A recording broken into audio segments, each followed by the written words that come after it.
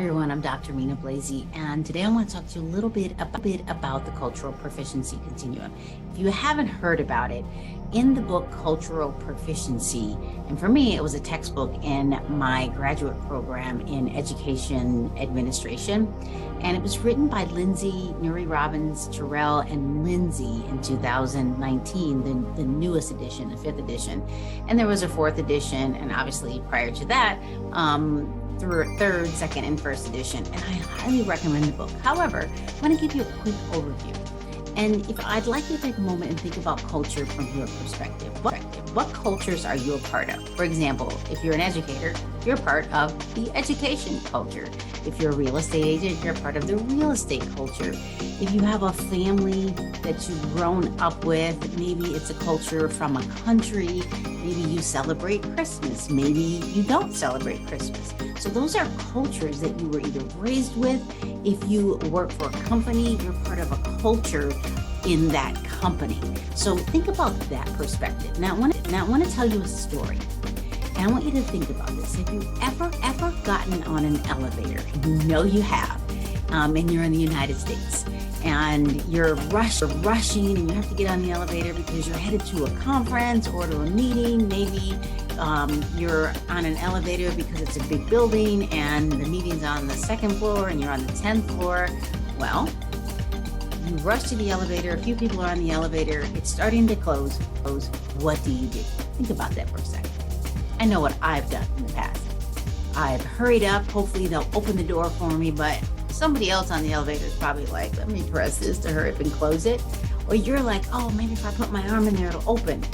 And for the most part, it does. And that's a culture that we were kind of raised with in the United States. We know if we run and we put our arm in there, it typically opens. There's a sensor there, hopefully. But there are other countries and then broken elevators that may not happen.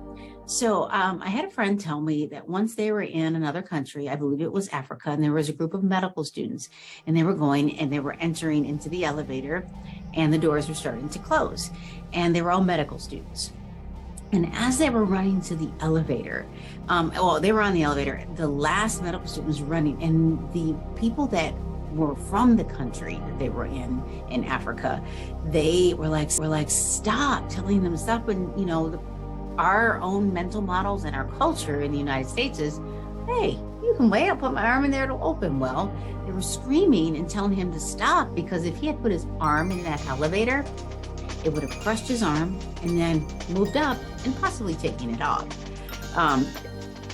To take off your arm in an elevator is not something we process in the United States because our culture, a system that we've gotten so used to is that the elevator just opens with a sensor. But that's not true everywhere. And sometimes we take our cultures and we take what we've learned and we put it into somebody else's culture. So I kind of want to talk to you a little bit about the Cultural Proficiency Continuum. So take a moment and look at the continuum for just a second.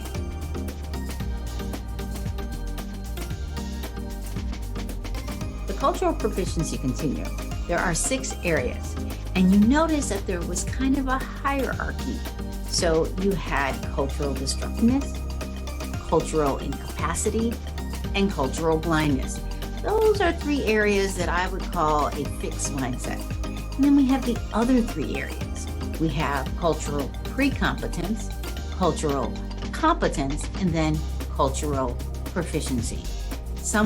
This is the place that we're all striving to get to. So take a moment and process that as I go through the Cultural Proficiency Continuum. And this is just an overview. I want you to process how you are and how you behave in your culture and how you may take your culture and then try to adapt it into someone else's culture. Cultural Proficiency Continuum. Now, the destructive end or the compliance-based end with cultural destructiveness, cultural incapacity, and cultural blindness.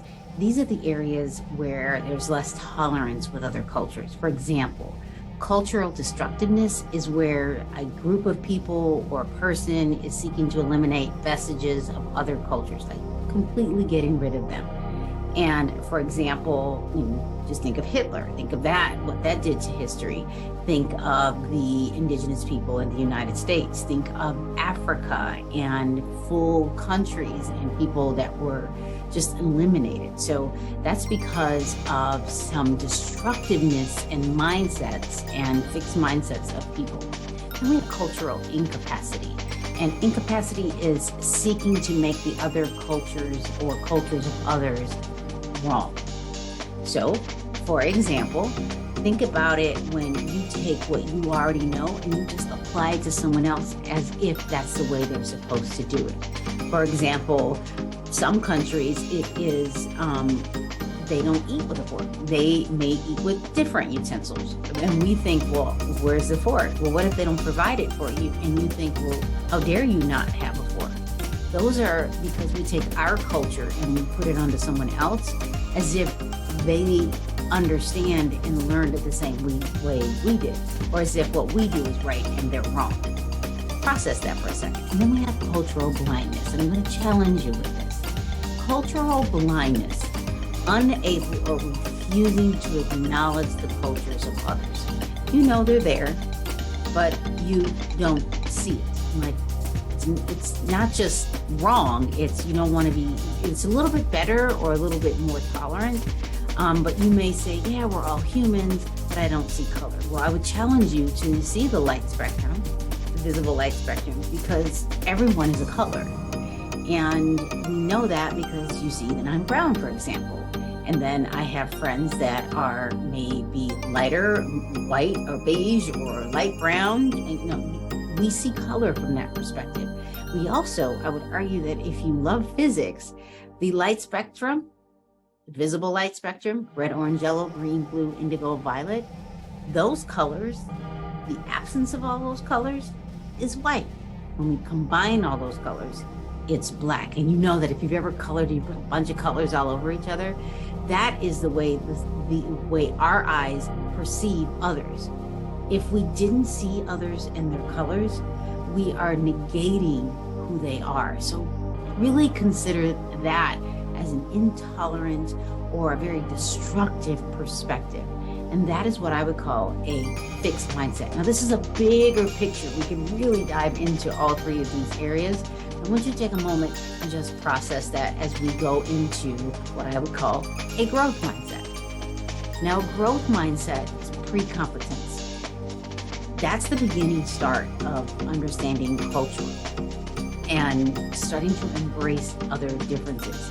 Being aware of what one doesn't know about another culture, maybe working in a diverse setting, maybe you're in a school district or a real estate agency or a business, maybe you're in marketing and you're aware that other people look different than you.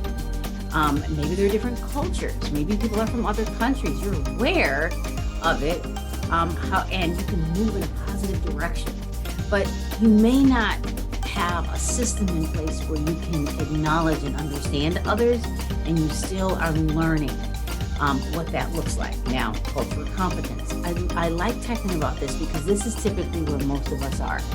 And sometimes we can move in and out of cultural competence and be proficient, and sometimes we can be in precompetence. Because if I went to a country that I've never been to before, I'm probably going to be more like a precompetence. I'm aware, I want to learn, I just don't know what I need to learn, and I know I'm going to mess up. So that's a precompetence area. But cultural competence, viewing one's personal and organizational work as an interactive arrangement, meaning what you do and your voice matters. And I want to hear what you have to say, and I want to integrate what you have to say, and that I'm not always right. And even if I believe I am, it's okay for someone else to be right from their perspective as well. And then integrating those conversations. And then we have cultural proficiency, making the commitment to lifelong learning with others, not just in your own culture, but understanding and embracing the cultures of others and their groups, their educational needs from the education perspective, and in your own company, your businesses, your real estate agencies. Really the perspective of taking your mind and saying, okay, whatever I thought I knew, maybe I can rearrange that and decide to relearn everything. Because Toffler said, the illiterate of the 21st century are not going to be those who cannot read or write, but it will be those who cannot learn to unlearn and relearn. Because the stuff that we've learned in the past may not be relevant today. And those of you that know about how they listen to music, you remember that 8-track or that cassette tape player or that CD that's now in a thing that is very simple and you can have hundreds of thousands of songs all at once, where before you'd have maybe 20 or 30 and you'd have to hear and rewind it. That is a perspective. We had to unlearn some things to get into the 21st century. So take that into account. Think about that and process it. And over some time, I'm going to be going over these areas in depth and get in some complexity around that and really have a conversation about what can we do differently together from the human perspective so that we can seek to understand others' perspectives and then share our perspectives as well. So thank you so much for joining me today. Please make sure you take a moment and subscribe below and like and comment and tell me what you are doing on your journey in cultural